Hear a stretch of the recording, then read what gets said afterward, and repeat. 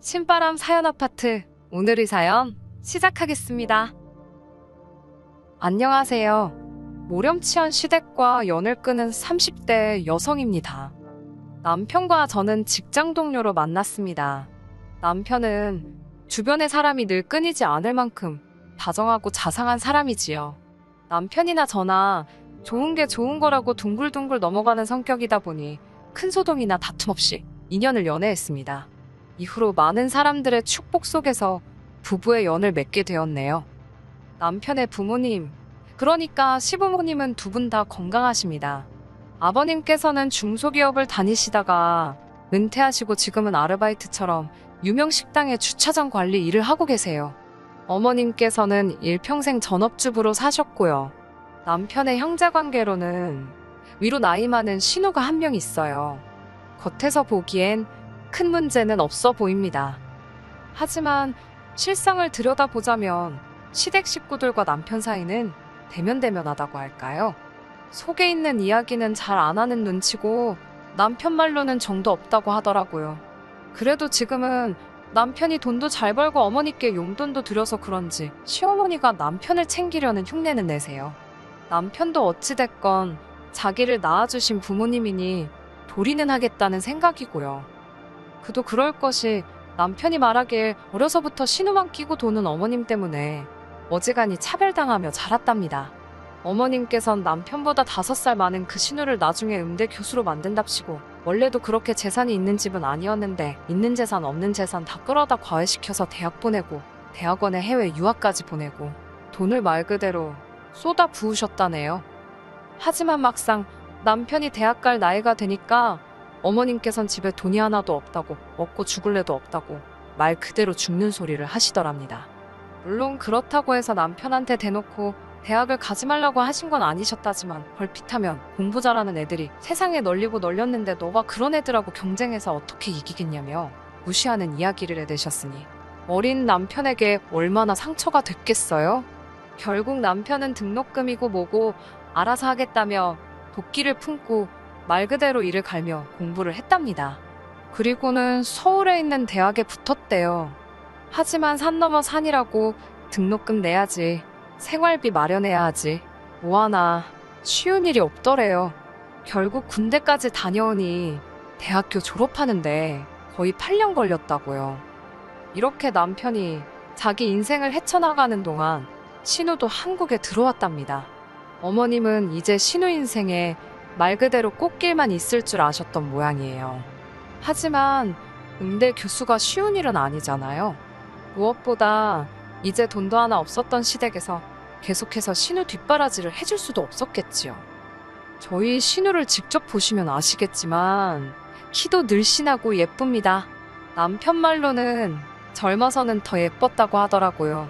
그래서 동네 선배들한테 인기도 많고 가끔 집 앞에 찾아와서 만나달라고 우는 사람도 있었답니다. 그래서인지 어머님께선 언젠가부터 교수 같은 거 안 해도 그만이다. 연예인을 시킬지 고민 중이다. 돈 많은 집에 시집가서 사모님 소리 듣고 살 팔짱가 보다. 그런 식으로 말씀을 하고 다니셨대요. 그리고 실제로 한국에 들어온 지 2년 만에 신우는 결혼을 했습니다. 부모가 중소기업을 한다는 그리고 그 사업을 물려받을 거라는 남자를 만나서 정말 못만 갔지요. 그런데 그런 신우가 이혼을 했습니다. 저희가 결혼하고 얼마 지나지 않았을 때였어요. 정확한 이혼 사유는 모르지만 조카는 신우가 키우기로 했다는데 위자료며 양육비며 한 푼도 못 받게 된 모양이더라고요. 졸지에 갓난아기를 데리고 이혼녀가 된 신우는 갈 곳이 없었기에 결국 시댁으로 들어와서 살게 되었습니다. 솔직히 신우의 사정이 안타깝긴 했지만 신우가 어디에 가서 살든 저희가 관심을 가질 필요도 왈가왈부할 문제도 아니었지요. 하지만 부모된 입장인 시부모님께선 그런 신우가 안타까워서 죽으려고 하셨어요. 처음에 제가 인사드리러 갔을 때도 당신 딸이 얼마나 잘났고 그래서 얼마나 시집도 잘 갔는지 모른다며 한마디로 딸에 대한 자부심에 목숨을 건 양반이셨습니다. 그래서인지 신우가 쫓겨나듯 이혼을 한 걸 아시고는 말 그대로 기절초풍을 하셨네요. 하지만 그렇다고 해서 시어머니도 그렇고 시아버지도 그렇고 딱히 신우를 도와줄 만한 방법을 갖고 계시진 않았어요. 저희에게 자세히 말씀은 안 하셨지만 정황상 신우에게 이혼의 책임이 있었던 모양이더라고요. 아무튼 신우가 시부모님과 합가한 지 3개월쯤 지났을 때였습니다. 어머님 생신이라서 시댁에 모두 모이게 되었지요. 결혼하고 처음 챙겨드리는 어머님 생신이었기에 잘해드리고 싶었습니다. 솔직히 말씀드리자면 그때만 해도 착한 며느리, 좋은 며느리로 어머님 눈에 들고 싶었거든요. 저는 친정부모님과 사이가 너무 좋은데 남편은 시부모님과 그렇지 못했으니 저 속이 말이 아니겠구나 싶어서 제가 중간에서 다리가 되어주고 싶은 마음이 있었지요. 전날 미역국은 미리 끓여두었고 갈비찜하고 잡채도 데우기만 하면 되는 상황이었어요. 시댁에 도착해 생일상 준비를 하는데 신우는 어딜 갔는지 보이지 않더라고요. 그래도 본인 어머니 생신인데 금방 나타나겠지 생각하고 크게 신경 쓰지 않았어요. 조카를 안고 계시던 어머님은 제가 하는 것들이 뭔가 못마땅하신지 계속 부엌 앞을 서성이며 혀를 차셨습니다. 구체적으로라도 뭐가 잘못되었다고 확실히 지적을 해주시면 좋은데 밑도 끝도 없이 안목이 없다, 손끝이 야무지지가 못하다, 그런 식으로 이야기를 하시니 속도 상하고. 그런데 남편이 다 듣고 있었던 모양이에요. 부엌으로 들어오더니 어머님께 그러실 거면 이 음식들은 저희가 가져갈 테니 외식이나 하자며 저더러 그만 차리라고 하더라고요. 그러자 어머님께서도 시애미가 그런 소리도 못하냐며 사부치곤 다시 거실로 돌아가셨습니다.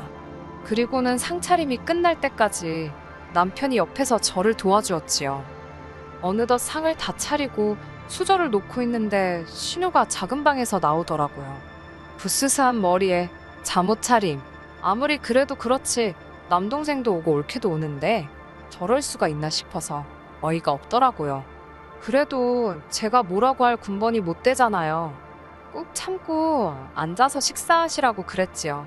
신우가 케이크 정도는 준비해놓지 않았을까 생각하다 혹시 몰라서 저희가 하나 사갔는데 오락선이를 보아하니 사가길 잘했다 싶더라고요. 그렇게 생크림 케이크도 식탁에 올렸는데 어머님께서 네 신우는 생크림을 안 먹는답니다. 아니, 어머님 생신이지 신우 생일도 아니고. 그러자 남편이 그럼 저희가 가져가겠다며 바로 다시 상자에 집어넣더라고요. 그러자 어머님께선 아무리 그래도 초는 불어야 할 거 아니냐고 네 조카가 초 부는 거 좋아한답니다. 남편은 걔가 초 불면 케이크에 침 다 튀는데 그거 더러워서 누가 먹냐고 안 된다고 하더라고요. 그러자 어머님도 당신이 한 소리가 있어서 더는 말씀도 못하시고 너 마음대로 해라 그러시더라고요. 식사를 시작했는데 애가 얼마나 나분거리는지 어머님께서 식사를 거의 못하고 계셨습니다. 신우는 막말로 자기 엄마 생일에 자기 자식인데도 하나 신경도 안 쓰고 자기 밥 먹느라 정신 없더라고요. 보다 못한 제가 어머님께 제가 아이를 볼 테니 식사를 하시라 했습니다. 어머님도 고맙다 하시면서 애를 저에게 넘겨주셨어요. 정말이지 여기까진 아무런 문제도 없었습니다. 그런데 아무래도 제가 애를 안고 있다 보니 식사하기가 수월하지 않더라고요. 남편이 보다 안 되겠던지 3일 싸서 제 입에 넣어주었어요. 어른들도 계시고 민망해서 하지 말라고 눈치를 줬지만 남편은 개의치 않고 한 번 더 쌈을 싸서 제 입에 넣어주었습니다. 그런데 그때 신우가 갑자기 소리를 지르더라고요. 진짜 꼴 사나워 죽겠다며 재수없다고요. 어른들 앞에서 저도 저희가 실수하는 거 아닌가 생각했기 때문에 신우가 무슨 말을 하는 건지 이해는 됐지만 그렇게 정색을 하며 소리를 지를 일인가 싶었지요. 전 너무 깜짝 놀랐고 아이도 금세 자지러졌습니다. 그런데 더 가관이었던 건 신우가 울더라고요. 저랑 남편이 자기에 대한 배려가 전혀 없다면서. 신우 선에서 끝났으면 그래도 제가 어떻게든 이해하려고 해봤을 겁니다. 하지만 신우가 울기 시작하자 아버님이 수저를 집어 던지듯 내려놓으시곤 진짜 밥맛 떨어진다면서 방으로 들어가 버리시질 않나. 급기야 어머님께서 너네는 정말 못돼 처먹었다면서 그렇게 행복한 티를 내야 직성이 풀리겠냐입니다. 저흰 너무 황당했지요. 결국 신우까지 애를 확 낚아채듯 데려가선 식탁을 떠났지. 어머님께선 절 보며 사람 하나 잘못 들어와서 아주 집안 꼴 잘 돌아간다고 하신다는 말씀이 불쌍한 신우는 신경도 안 쓰고 먹여주고 받아먹으면서 실실거리는 저희를 보고 계시니 속에서 찬불이 올라오신답니다. 그러면서 저희 꼴도 보기 싫다고 당장 나가라고 하시더라고요. 생일 주인공이신 분이 내쫓는데 달리 방법이 있겠어요? 남편도 얼빠진 얼굴로 신우의 뒷모습을 보다 어머님을 쳐다보더니 한숨을 내쉬곤 저더러 집에 가자고 하더라고요. 가라는데 뭐하러 버티고 있냐고요. 그렇게 현관을 나서는데 어머님께서 죄송했다 빌지는 못할 망정 지 잘났다고 나가는 꼴 좀 보라며 뒤통수에다 또 한바탕 쏟아내시더라고요. 어쩌라는 건가 싶어서 남편을 슬쩍 쳐다봤는데 남편 얼굴이 울그락불그락. 제가 위로랍시고 한마디 해봤자 별 도움도 안 되겠다 싶어서 남편 손만 꼭 잡아줬습니다. 그렇게 한 달 정도의 시간이 흘렀을까요? 사실 어머님께 몇 번이고 연락을 드려볼까 생각도 했지만 남편이 절대로 하지 말라고 하더라고요. 아니나 다를까 어머님께서 먼저 연락을 해오셨습니다. 제가 전화를 받으니 대뜸 괘씸하다면서 그러고 가놓고 연락 한 통도 안 하는 게 말이 되냐입니다. 쫓아내셔서 쫓겨난 건데 저희 잘못이라 하니 뭐라고 할 말이 없더라고요. 그래도 어쩌겠어요. 몇 번이고 죄송하다 말씀드리고 무슨 일로 연락을 주신 건지 조심스레 여쭈었지요. 그러자 어머님께선 당신이 기니 할 이야기가 있으니 남편에겐 말하지 말고 집으로 오라셨습니다. 무슨 이야기를 하려고 부르시나 싶어 불안하기도 했고 걱정도 되었지만 어떻게든 좋은 쪽으로 이끌어내서 시댁 식구들과 저희 부부 사이를 원만하게 만들 수 있으면 좋겠다고 생각하며 시댁에 가게 되었어요. 시댁에 도착하니 어머님만 계셨던 게 아니고 아버님과 신우도 있더라고요. 웃긴 게 가장 처음 든 생각이 무슨 말씀을 하실지는 몰라도 수적으로 제가 불리하겠구나. 정신 단단히 차려야겠다. 그런 거였네요. 어머님께선 단도직입적으로 말하겠다면서 신우 형편이 이렇게 되었으니 당신과 저희 부부가 신우 생활비를 좀 보태주어야겠다고 하시더군요. 황당했어요. 사지육신 멀쩡한 신우의 생활비를 왜 저희가 보태야 하는지 도대체 이해가 되질 않았지요. 어머님께선 저더러 넌 아직 애가 없어서 모르겠지만 여자 혼자 애를 키운다는 게 얼마나 어려운 일인지 아냐며 당신들이 신우 생활비로 50만 원을 보탤 테니 저희더러 100만 원씩 보내랍니다. 저희는 이미 자식돌이 한답시고 시부모님께 한 달에 30만 원씩 보내고 있었거든요. 물론 저희 부부의 연봉을 고려한다면 한 달에 30만 원씩 보내드리는 게 아주 힘들고 어려운 일은 아니었습니다. 하지만 어머님 아버님께서 남편을 어떻게 키우셨는지를 알고 난 이후로는 솔직히 그 30만 원도 내켜서 드린다기보다는 말 그대로 자식으로서 드리고 있던 건데 이제 신우한테까지 생활비를 대주라니 황당했지요. 저는 아무 말도 하지 않았습니다. 제가 대답을 하지 않으니 어머님 아버님께서도 답답하셨는지 왜 대답을 안 하느냐고 절 채근하셨어요. 급기야 아버님께선 저더러 소잡아먹은 귀신이 들었냐며 빨리 알겠다고 하라며 악을 쓰시더군요. 저는 아버님 어머님께 안 될 것 같다고 말씀드렸습니다. 그러자 신우가 치사하고 더럽네 어쩌네 내 동생이 번 돈이 네 돈이냐며 네가 뭔데 된다 안 된다냐고. 저도 짜증이 나서 그럴 거면 애시당초 남편한테 직접 물어보시지 왜 사람 귀찮게 오라가라 불러놓고 안 된다니까 화를 내냐고 받아쳤어요. 그러자 어머님께선 저더러 어디 배운 데 없이 손윗사람한테 달라드냐며 지금 네 신우 무시하냐입니다. 네 신우가 얼마나 잘났는 줄 아냐면서 너까지 거랑은 상대도 안 된다는 거예요. 그 말을 들으니 저도 말 그대로 눈이 뒤집히더라고요. 제가 그렇게 잘나서 위자료도 한 푼 못 받고 이혼해서 친정에 기어들어 사냐고 받아쳤습니다. 저도 제가 말이 지나쳤다는 건 인정합니다. 그러자 아버님께선 절 가만두지 않으시겠다며 손을 올리셨고 저는 말 그대로 옆에 두었던 제 핸드백만 들고 도망치듯 시댁을 나왔습니다. 차에 올라탔는데 심장이 벌렁거리고 한편으론 억울해서 눈물이 쏟아지더라고요. 남편에게 전화를 걸었더니 제 목소리를 듣곤 대번에 무슨 일이냐고 묻길래 방금 있었던 일을 털어놓았습니다. 당신 누나한테 막말한 건 너무 미안한데 자꾸 나를 무시하니까 나도 모르게 그런 소리가 나갔다며 미안하다고 했어요. 그러자 남편은 잠깐 말이 없더니 그냥 차 안에 있으랍니다. 자기가 지금 온다고 1시간만 기다리라고요.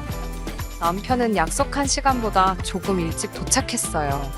저를 보더니 미안하다며 같이 시댁으로 가자고 하더라고요. 시댁에 도착해 초인종을 누르니 어머님께서 비로 왔냐라는 말과 함께 문을 여셨어요. 그러다 남편을 보고는 조금 놀라신 듯 했지요. 다시 온 가족이 거실에 모였습니다. 아버님께선 다짜고짜 저를 가리키며 저런 물건을 데려오다니 기가 막힌답니다. 그러자 남편이 아버님께 그런 식으로 말씀하실 거면 그냥 가겠다고 하더라고요.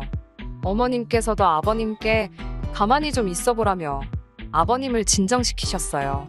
남편은 대뜸 그래서 총 해달라는 게 얼마냐고 어머님께 묻는 게 아니겠어요.